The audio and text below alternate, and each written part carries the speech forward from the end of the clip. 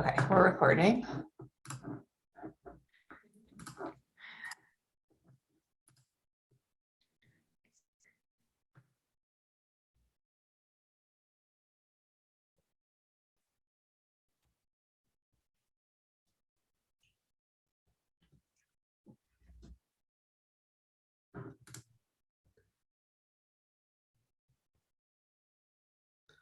Okay, so we should be mirroring now. Yeah, you can see my iPad. It's blurry. Okay. So not too many announcements. Solutions for homework 1 have been posted. This class time Thursday is office hours, and whatever we don't get through. Feel free to post questions on the discussion board if you want me to answer specific types of things ahead of time on Thursday. And then in-person lectures will begin next Tuesday. Any questions about that? I'll upload the annotated document today. So, sorry, go ahead. Sorry, I was accidentally off mute. My bad. Oh, no worries. Yeah, so I'm gonna upload the annotated document. And so the problems I'm gonna go through are related to the homework. They're not exactly the homework problems. So I just have some generic steps here for conducting a hypothesis test. We're gonna go through an example of that with the score test. And that should give you some rough outline of how to do the hypothesis test for your homework. Also, how familiar are you guys with indicator functions? Not familiar? Some of you are probably familiar, others may not be. And so indicator functions are when you create a binary variable from a continuous variable. We don't say categorical, just continuous. There's different notation that people can use, but essentially let y have be random variable sum distribution. Y might be say normal, so it can take on continuous values. You can use an indicator function to define a new variable z that is binary, and so the notation looks like this, where z is an indicator of y is greater than 20. So what that means is z equals 1 if y is greater than 20, and z equals 0 if y is less than or equal to 20. That's how these indicator functions work. And now z is its own random variable that depends in some sense on y. I've got some stuff in the chat here. So Alex covered it. Cool. Yeah, and sometimes you'll see it notated with like a little 1 instead of the I, but it means the same thing. And so those come up in this homework assignment. So the first example is using the Pareto distribution. This is just another exponential family distribution with the continuous PDF. And the first thing I wanted to ask you to do is find the log likelihood, score, and MLE of this distribution. So I would go ahead and get started with that, but I want to pose to you guys sort of a question. Are you comfortable with this? Would it be helpful for me to walk through it? Or should I skip on to the next step where I talk more about the hypothesis test piece of things? I think it'd be helpful to walk through it. Okay. So in this case, we have our PDF up here. And so the first thing that we want to do is calculate the log likelihood. So first, we actually calculate the likelihood. So the likelihood, theta is our parameter in this case, is the product over all of the data points, the product of all of the individual likelihoods. Sorry, not likelihoods, PDFs. And so that's the product of theta y minus theta minus 1 And so to get the log likelihood, you just take the log of that, which you sometimes denote with like a little l for log likelihood. So I'll use that notation here. And then you just take the log of that.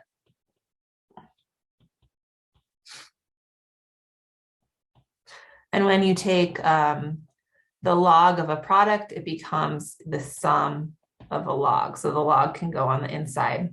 It's just a rule of logarithms.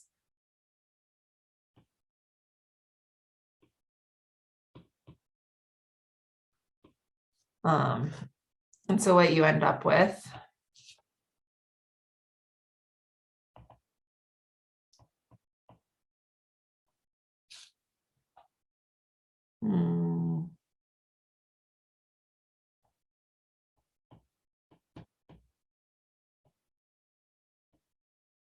that's a 1.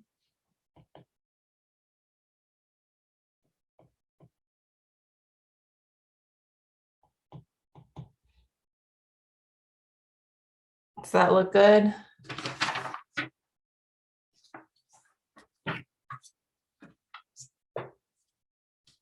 Definitely, if I make any mistakes, feel free to point them out, but this simplifies to n log theta minus, I'm going to say theta sum over I log yi, and then minus 1 times sum over I log yi, and that is your log likelihood. Yeah, any questions? Cool. So next I'm going to calculate the score function. And the score is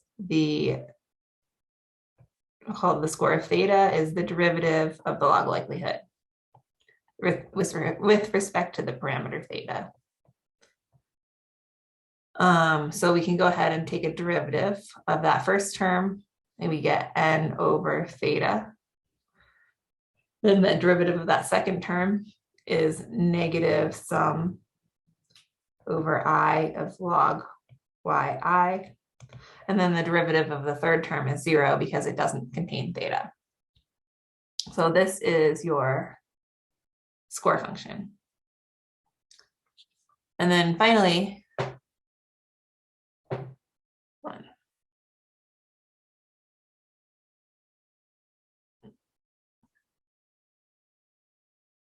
we can go and calculate our MLE.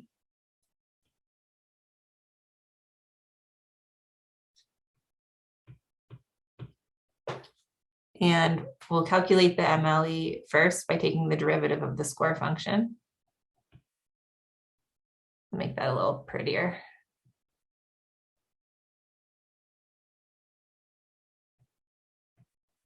Well, maybe it wasn't that much prettier.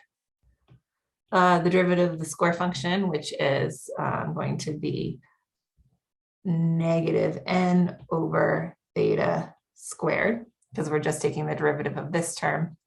And then the derivative of this term is 0 because it doesn't contain theta. Oh, I'm saying this. We're just using the derivative of this term because the second term doesn't contain theta. So this is our derivative of the score function. Wait a second. And then, so that was actually the next step. So the first thing we want to do is take the score function and find where it's equal to 0, which will give you the minima and maxima of this equation. So we're setting that to 0 and solving for theta. We get n over theta equals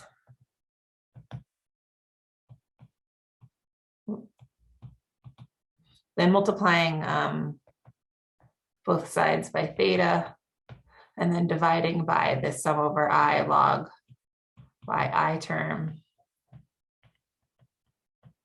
What we end up with is theta hat equals n over the sum over I of log yi. Okay.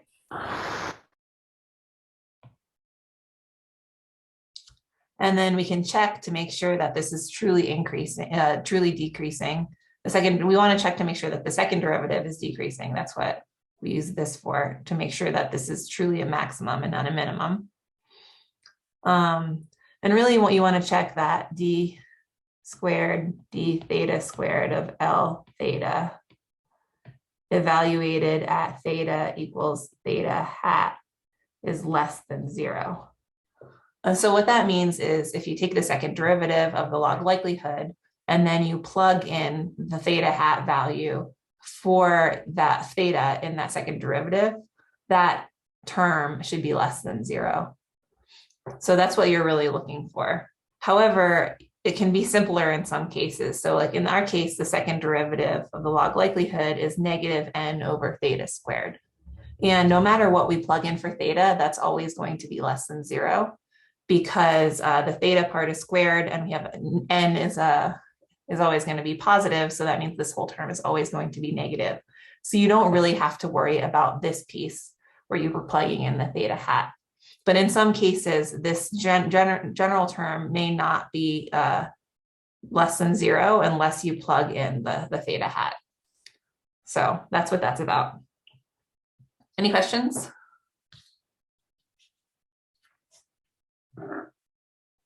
Cool.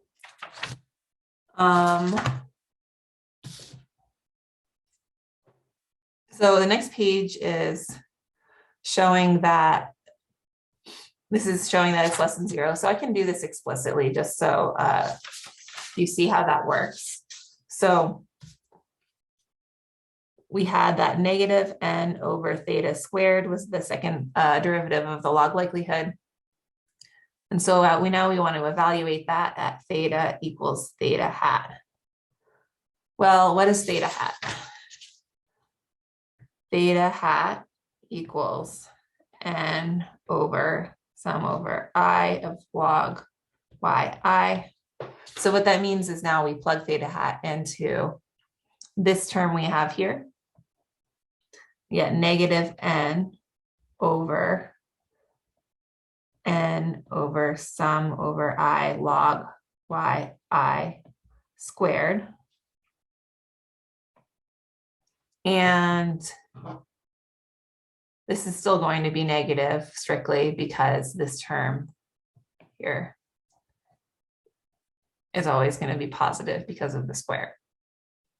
So our check is complete.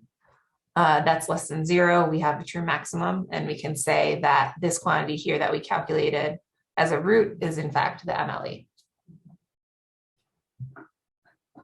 Cool. So moving on. Oh, and I guess we didn't check the information. We didn't explicitly calculate the information yet. So there's some confusion between the expected information and the observed information on the discussion board. And so typically the expected information is denoted with a capital I of theta. And that's the negative expected value of the second derivative of the log likelihood. And then the observed information is typically denoted with a lowercase I, which is the same thing, except you don't have an expectation wrapped around it. You just have it's just the negative second derivative of the log likelihood. And for these nice exponential family distributions in this natural form, these two things are going to be equivalent. So it doesn't really matter the difference so much. It just, when I originally inherited these notes, there was a rather lengthy discussion between these two things, and I kept in some of it because it did come up for me in some of my theory classes in grad school. So it was nice to have that. I thought it might be nice to have that exposure in case it comes up for you, but from a practical perspective, it's not super important to know.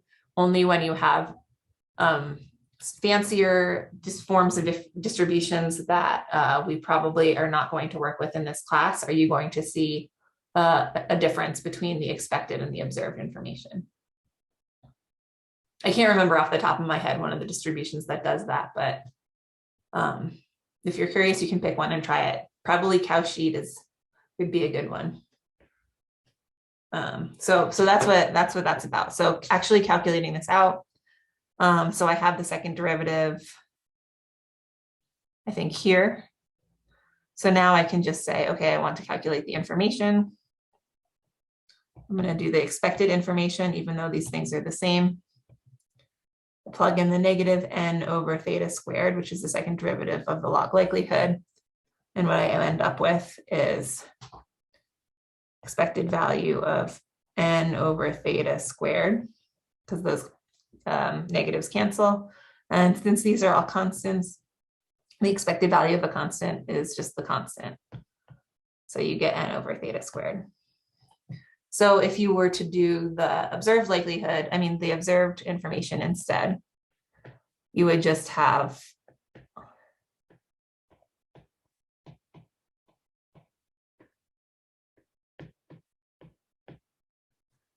which is the same thing in this case. Any questions? Cool.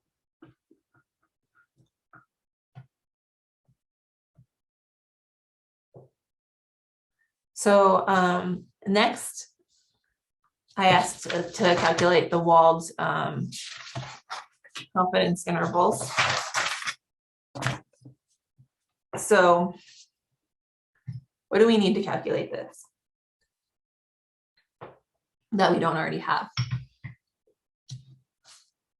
The components we need are theta hat. Well, we know that. What's our theta hat?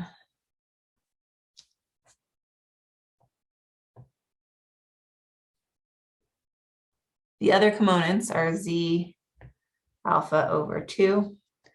And let's assume that alpha equals 0.05. So what's that going to be? 1.96. Yep, 1.96. Our favorite number for confidence intervals. And then this SE hat of theta hat. I think there are some questions that came up on that as well. So the SE hat of theta hat. And so it might be confusing about why you put hats on stuff and which stuff gets a hat. So theta, when it's an estimator, so rather than a random variable. Well, with theta, when you're like expressing it in terms of your y's or your z's, means you're estimating it. And when it's an estimator, then it gets a hat. Rather than the exact value. So basically we estimate theta because we don't know its true underlying value but when we're expressing it as its true conceptual theta, it doesn't get a hat. But when we're expressing it as something that we're estimating to try to find the true value, then it gets a hat. And then with the SE hat of theta hat, or you also saw variance hat of theta hat. What this is intended to express is that the variance itself is an estimator of the true variance, because the variances we're working with here are asymptotic variances, meaning they hold when your sample size gets super large, when it goes to infinity, but they are not the exact variance. If it was the exact variance, it would not have a hat. In many cases, with data, you calculate an exact variance, but in this case, we're calculating an asymptotic variance, which is an approximate variance, so it's a hat.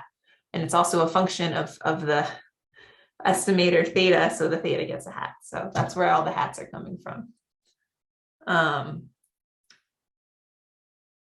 Okay, so back to the actual problem. So the standard error of theta hat is just the square root of the variance.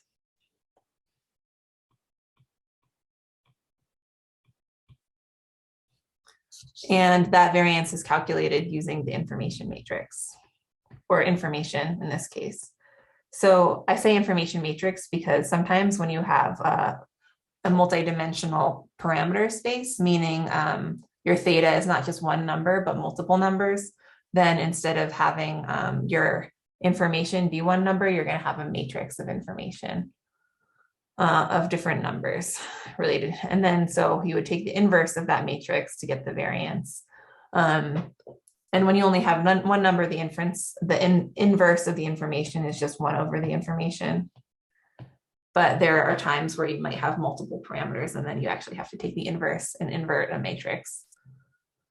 Just for your references, that's where that's coming from, that notation, rather than me always just writing this. The reason I write the inverse is because sometimes you'll have a theta that has actually multiple components, and then you'll have a matrix rather than a single number. In this case, you don't.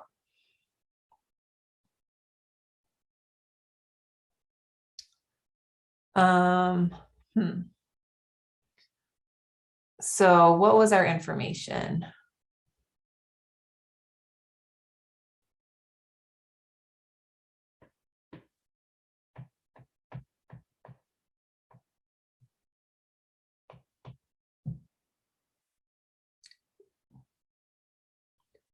N over theta squared, right?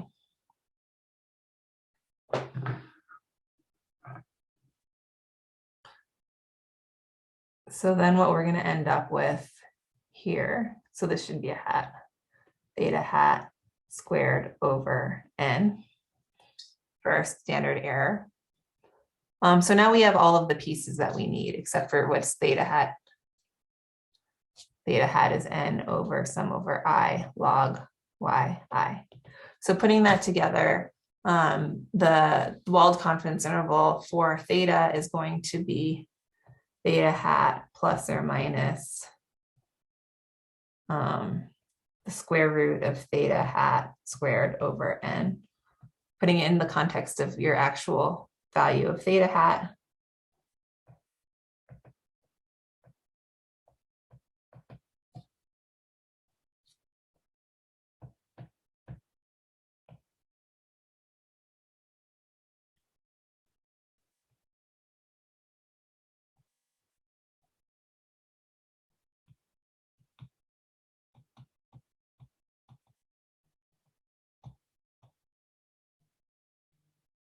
It's a little ugly, but I think it's okay to leave it in that form because typically you would actually plug in these values and get actual numbers for your confidence interval.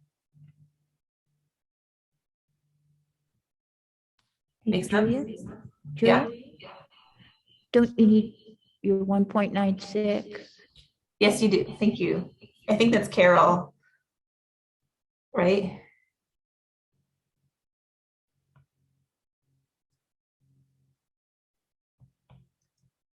So you need 1.96 times that.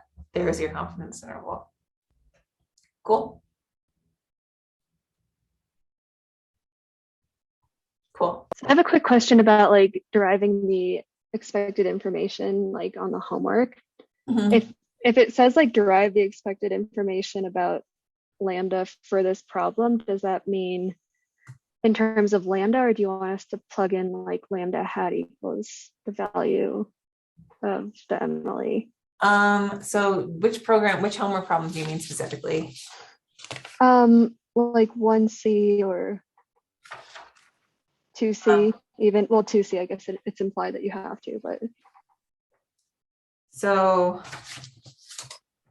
for one, I think it's good to plug it in terms of the actual values since those are given. Okay. For 1C, 2C, I mean, it would be fine to leave it in terms of lambda. And like 3A as well, I guess. Yes. We don't have to actually, okay, cool, thanks.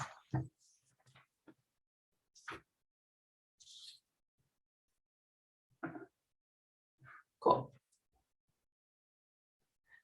Okay, so next is the score test. Pretty excited about this part. So am I on like a giant screen in the classroom there? Awesome, that's fine. That's good. So I did a couple of things here to make it more like a real life problem. So we're deriving a test statistic for the score test, and the equation for that is given here. And for this problem, I sampled from a Pareto distribution with n equals 100 and theta equals 5 using this code below. And then calculated the statistic sum over I of log yi, since that came up a lot and as part of the MLE, and it's something that we'll want to use in calculating the score test. So now we can plug in a real number for that. That's given here. And on top of that, I want you to test the following hypothesis.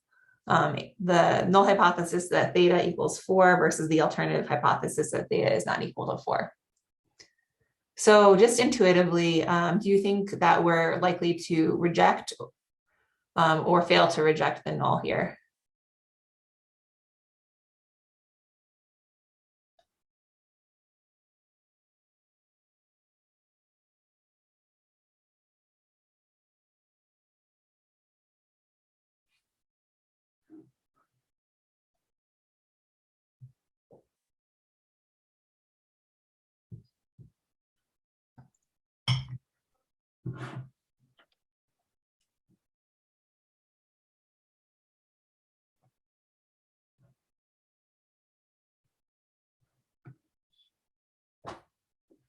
Any answer is okay. Oh, there's some stuff in the chat. Team failed to reject. Yeah, I like it. So basically the true theta parameter is 5. We know that because that's what I sampled from. I used to sample from the distribution. So if I'm saying the null is that theta is 4, well, we already know that that's not correct. And on top of that, we have a large enough sample size, n equals 100, that we're going to have a little bit more power to potentially detect that difference. It's a difference of 1. It's not that large. If I had a sample size of, say, n equals 20, it might be too small and we might fail to reject. Wait. Hold on. Now I'm confusing myself here. So I would say that I like that we got answers on both sides of things. I would say here it could go either way. Probably I would say I would be team reject just because we have a slightly different theta value and a large enough sample, hopefully, to pick up on that difference. But it really depends on your sample. So we'll see what happens. Thanks for bearing with me. So there are some formal steps of conducting a hypothesis test that I learned in grad school. I think that they can be nice to follow. So the first step is explicitly defining the population parameter of interest. In this case, we're interested in theta. When you're working with a problem that is more realistic in terms of an actual scientific problem, it can be nice to also define that population parameter in words, but in this case, we'll just say theta is the population parameter of interest.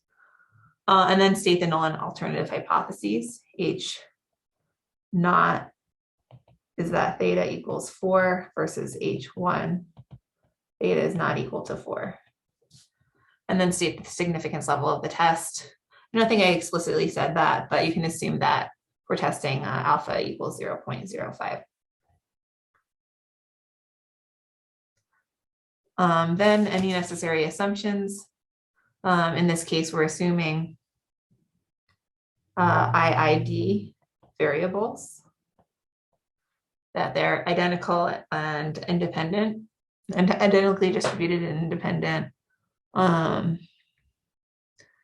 and also large enough sample size that asymptotic properties hold.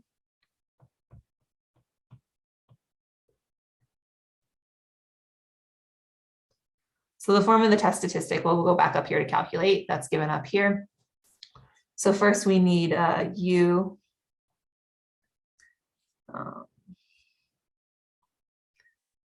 I'm just going to scroll down. So we need U of theta under the null. This is why I should never save anything. Then I have all these weird boxes I can't write over. There we go.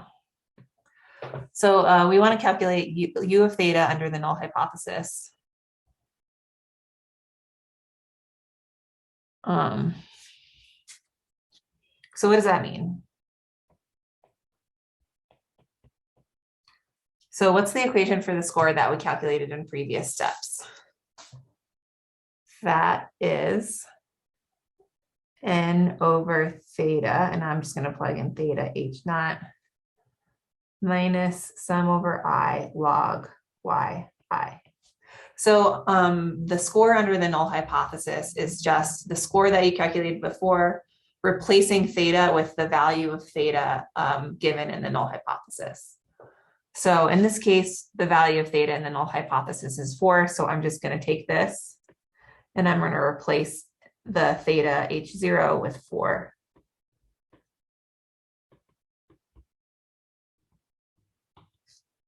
And then what's the other piece that we need to calculate? Well, we need the variance of u of theta under h naught, which is just the information of theta under h naught. And so we've already calculated that as well. That's n over theta h0 squared. And then just plugging in for the value of theta under h naught, you get n over 16. So now we can calculate the test statistic, which is the score piece squared, which n over 4 minus 18.34. So I'm replacing this with the value that we calculated in R up here. So n over 4 minus 18.34 squared on the top, and then the denominator is n over 16. And then what do you get when you calculate that? What numeric value do you get?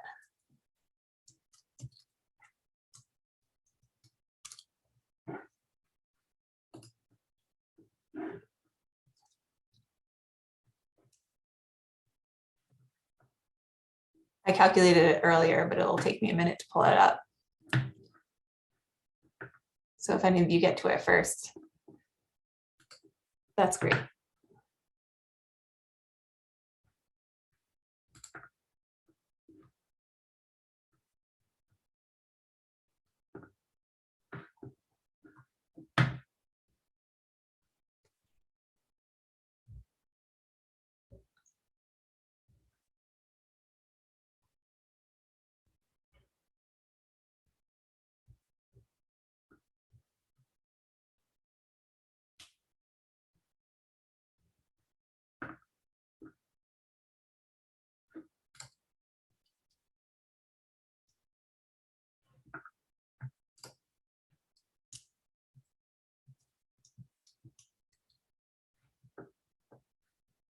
Anybody?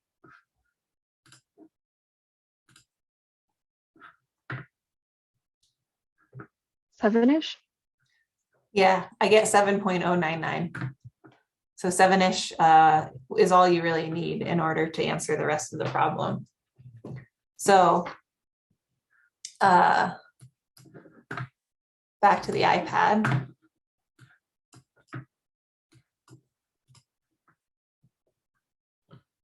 I get the score statistic is 7.099. And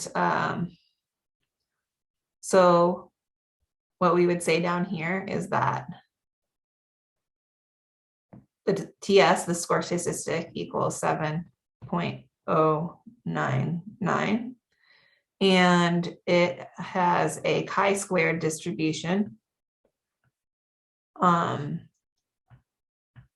under the null hypothesis.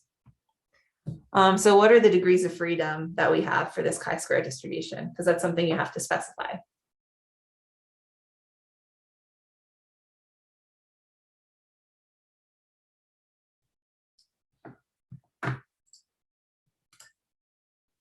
So yeah, Lola says 1, and that's correct. So we have one parameter that we're estimating here.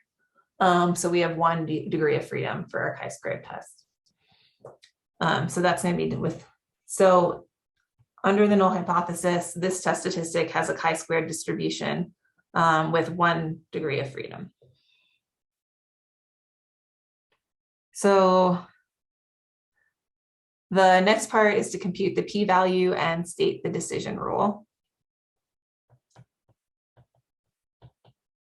Does anybody off the top of their head remember what the critical boundary is for chi-squared with 1 degree of freedom and alpha is 0.05?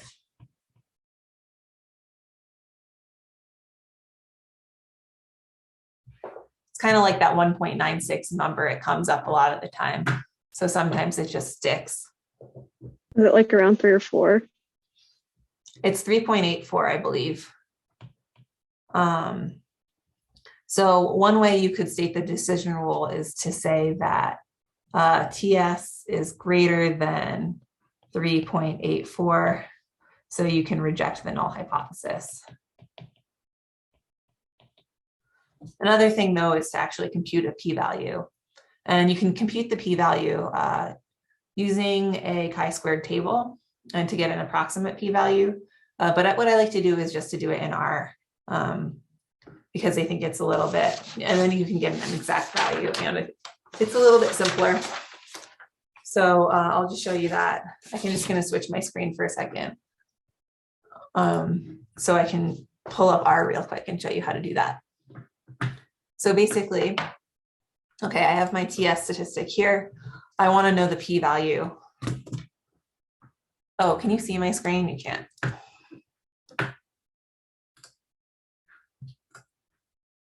Okay, you should be able to see it. So I have the test statistic I calculated here, it's 7. I pull up the help file for the chi-squared distribution. And you can use this in a couple different ways. So you can use the p chi-squared to get the p-value. That's the probability distribution for the chi-squared. You can use that function. And so we want the right-hand tail to get more extreme values. So you actually want 1 minus p chi-squared, because otherwise you're going to end up with values on the left-hand side. That's just the way that this particular function is set up. So let's look at what arguments that takes. Q. So your Q is going to be your test statistic. And then what other arguments? DF. That's your degree of freedom. Number, and then the rest of these don't apply. And what you end up with is a pretty small p-value, which is what we would expect because we know that we're rejecting the null hypothesis.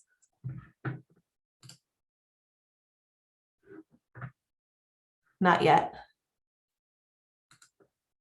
Oh, okay. You couldn't see my screen yet. Okay, I think there's a lag in my reading of the chat. Another way that you could calculate that same p-value is, thanks, Kirk, by specifying the lower tail equals false instead of doing the 1 minus. It'll give you the same result.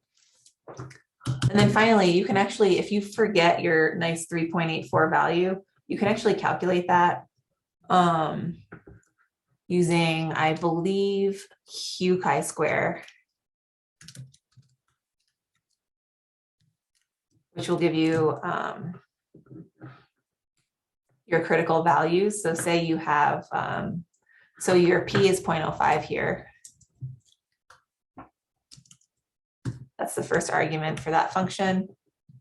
Still two degrees of freedom, or 1, I mean. And I think we're going to need that lower tail equals false. Yeah, I mean 3.84. So that's how you end up with the critical value for the chi-square distribution. So that's how you can calculate p-values for these tests in R. Would you be able to calculate a one-sided test or For a chi-square? Yeah. So that's a really good question. And I actually listened to this just a couple days ago. So in principle, yes. But in practice, it's not super straightforward. Typically, these types of tests are used more just for two-sided, unless you're using the Wald test, which naturally has a form of the test statistic that can be chi-squared or normally distributed. Oh, okay. That makes sense. But yeah, they do exist. Like one-sided score tests exist in a very theoretical stats paper I found from about 10 years ago. Okay, it seemed like maybe I didn't know if I was missing like an obvious way to do it, but it seemed like it was hard. No, but it's like, and the fact that it only came out about 10 years ago in this pretty theoretical journal means it's not super straightforward. But if you're interested, I can share the paper. Yeah, that'd be great. I'll dig that up. Because it seems like it would be something that would be a little bit more natural. Yeah, because it seems like a question that would be of interest. I think in practice, that's why people tend to use Wald tests more often than they use score tests and likelihood ratio tests, even though likelihood ratio and score tests have better properties, because Wald tests are easy to compute both confidence intervals and p-values for, and you can easily get like a one or a two-sided test statistic. Makes sense. Thanks. Yeah, no problem. So I'm going to go back to the iPad and continue where I left off.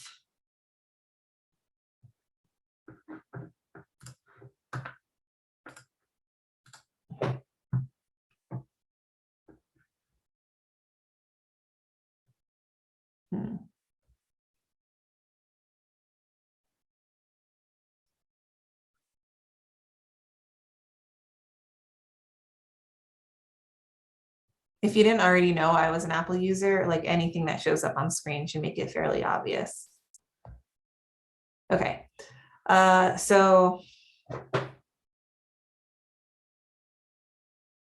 all computers are great.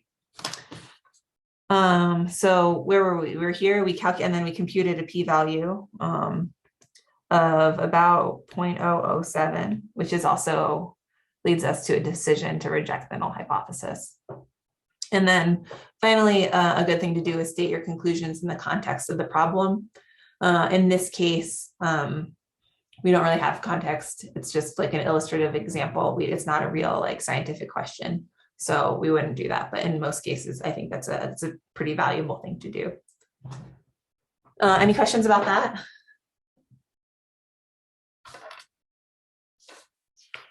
Cool. So I have a likelihood ratio test down here and a Wald test I can go through.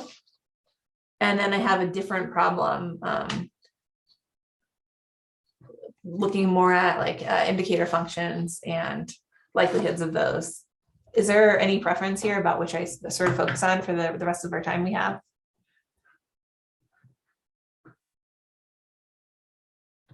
If not, I'll just keep going as is. Yeah, okay. So I'll jump to the next section then. There's a similar thing with likelihood ratio test and the LRT test. And for those, I would calculate the test statistic and then follow the same type of steps that I just followed for the score test.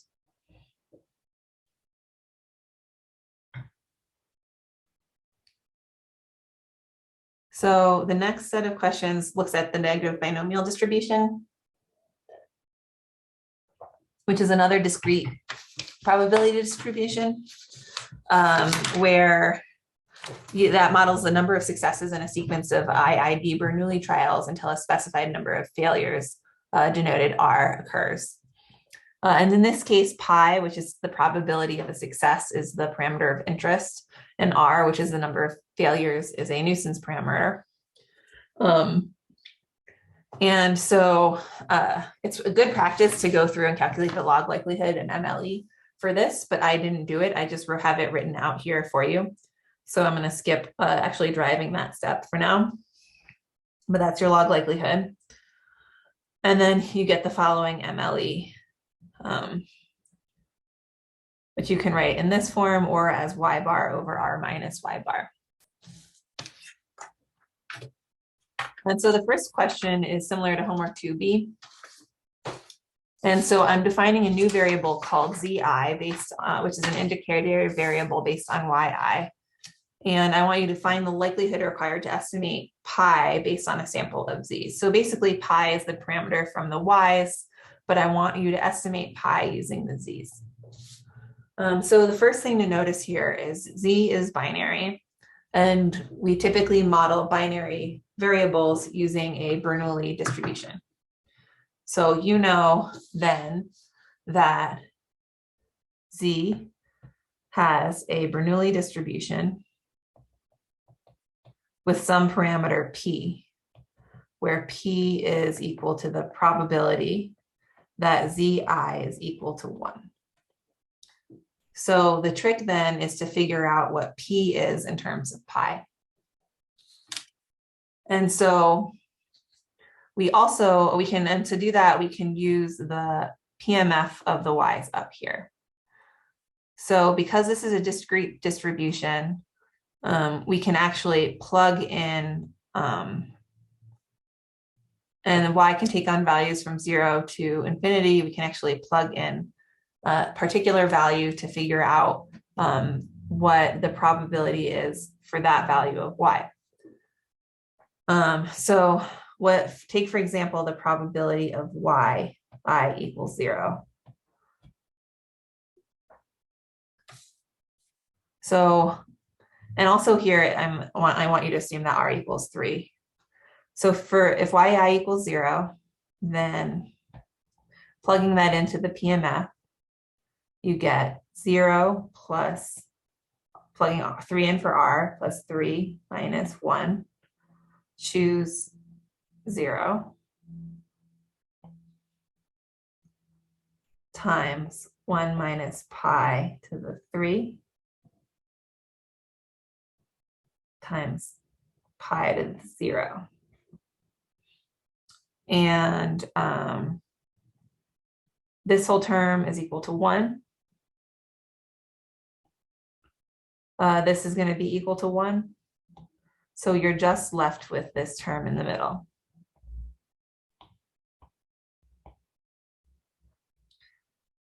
So if we know that probability of yi equals 0 is 1 minus pi cubed, then that means that probability of yi greater than 0 is what?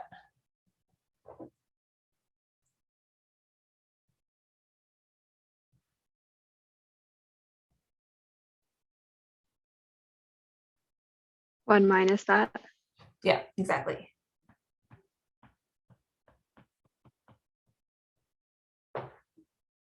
So then, well, probability z equals to 1 is equal to the probability that y is greater than 0, which is equal to 1 minus pi cubed. And probability, I'm running out of space over here, probability that z equals 0 is going to be equal to the probability that y equals 0, which is equal to 1 minus pi cubed. Oops. So now you have everything you need to know. You have the z parameters p in terms of pi from the original y distribution. And now you just need to calculate the likelihood.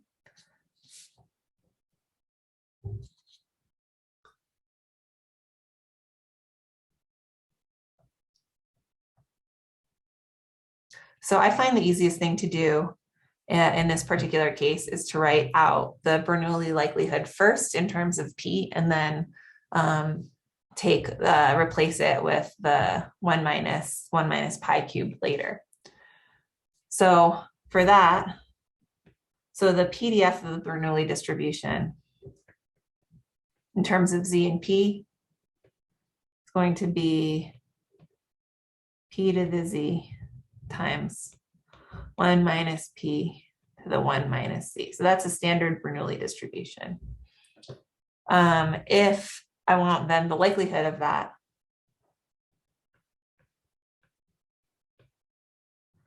I'm going to take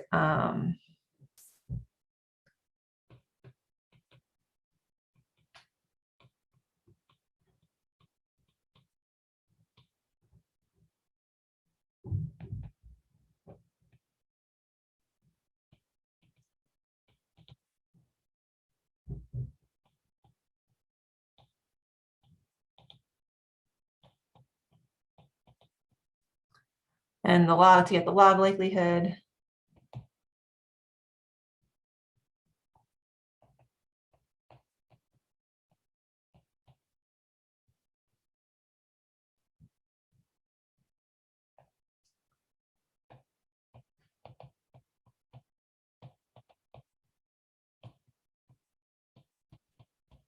Okay. So then if I want this in terms of pi, all I have to do is replace the p's with the term that we found that includes pi.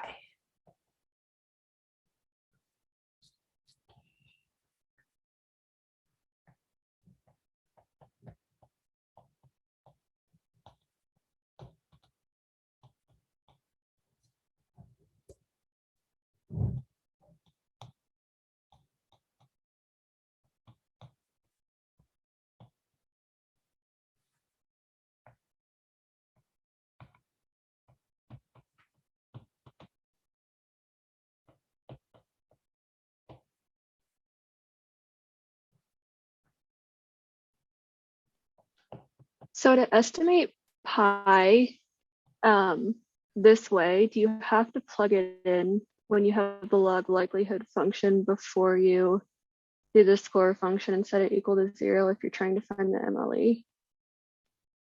Or So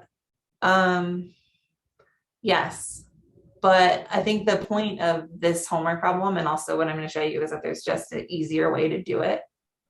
This okay. is sort of like the long, hard way. Okay. And so, yeah, if you wanted to calculate the MLE of theta in terms of, sorry, not theta, of pi in terms of z, then you would go ahead and take the derivative of this, set it equal to 0, solve for pi. But could you not take the derivative of this and solve for p and then plug in pi? Yeah, so you wanna plug it in first. Got it. Okay. And so we already did that part. Hold on. And this is where it's really nice to use the invariance property of MLEs instead, though I ask you to do it both ways on the homework. So yeah, we could set the score equal to 0 and solve for pi that way. Or you can just use the invariance property of MLEs, which says that if p hat is an MLE, then some transformation of p is also an MLE. So then in that case, all we need to do is figure out what pi is in terms of p by inverting that equation. So we get 1 minus pi cubed equals 1 minus p. 1 minus pi equals the cubed root of 1 minus p, and then we end up with pi equals 1 minus the cubed root of 1 minus p. Okay, and then the invariance property of MLE says, okay, now we have an easy way of calculating the MLE. We know that the MLE of pi is just going to be equal to 1 minus the cubed root of 1 minus the MLE of p. Make sense?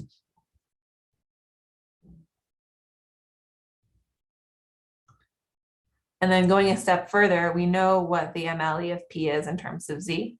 So we can just plug that in.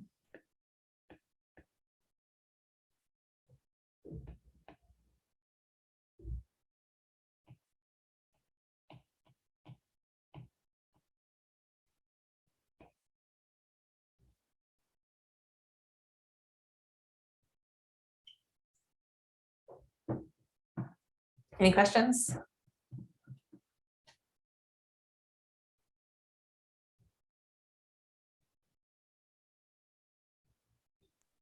If you then wanted to get like the expected information of pi, could you do that by first taking it in terms of p? Like I get confused about like where can you plug in p and pi and like where are they equivalent and not. So if you had p hat MLE and you use p to derive the expected information, and then you plugged in pi hat, or you swapped out p for pi, would that information still be right or no? It would not. No, because the derivative is going to be different depending on what function of the parameter you have. So Okay. yeah, so you would have to account for that somehow and how you swap it out. Okay. And actually, that's why you end up, so even though you can use this invariance property to find a transformation of the MLE and get the MLE of that transformation, you still don't have the variance of that transformation because of what you're talking about. So in order to actually get the variance of that transformed MLE, that's when you have to use the delta method. All right. Okay.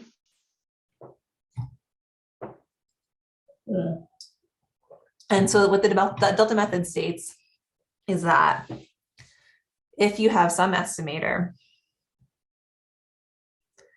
which we'll call theta hat, that converges in distribution to a normal distribution with some variance sigma squared, then you also know that some transformation tau, whatever, some function tau of that estimator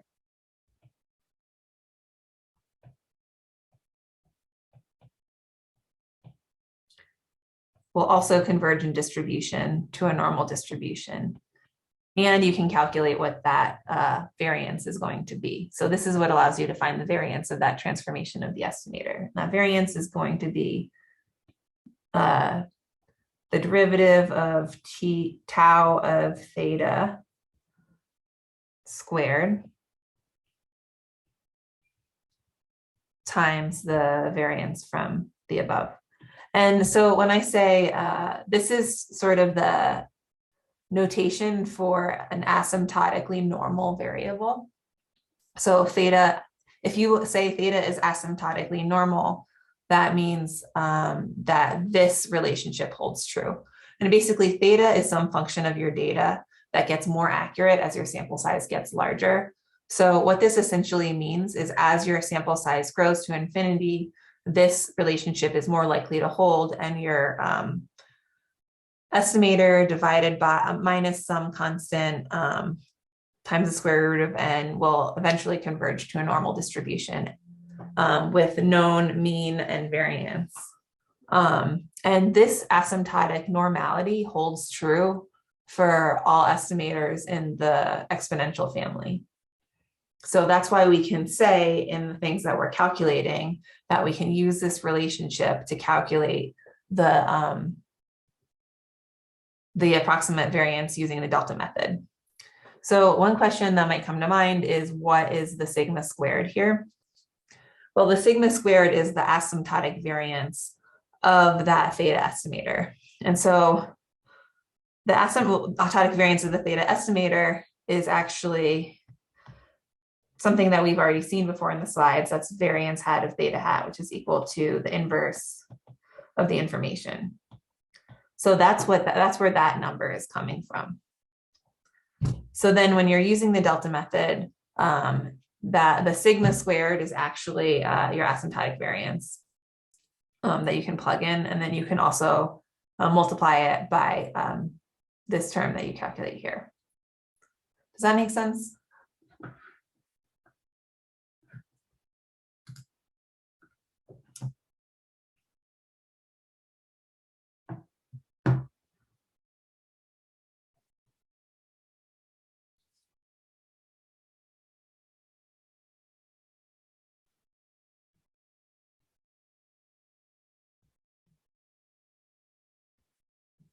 So in the case of our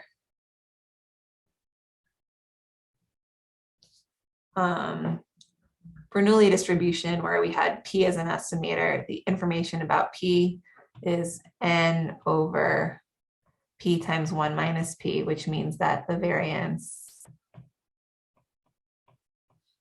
equals P times 1 minus P over N. So that's what you can plug in down there. I'm going to change colors so it's a little bit more clear. And you end up with well,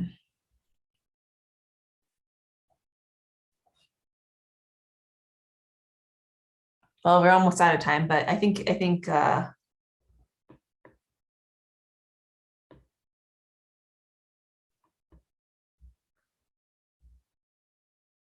you'll end up with you have to take the derivative of this with respect to P and then use that to calculate the variance here. Does that make sense? I have a quick question about that. Sure. I mean, sigma squared is a property of the true unknown distribution, right? So when you say we can plug it in, it's like we're just using it as an estimate for the true sigma squared. Right. Okay, good. So for the problem 3, you want us to plug in the estimate and not leave sigma squared in our final answer. That's right. Gotcha. Thanks.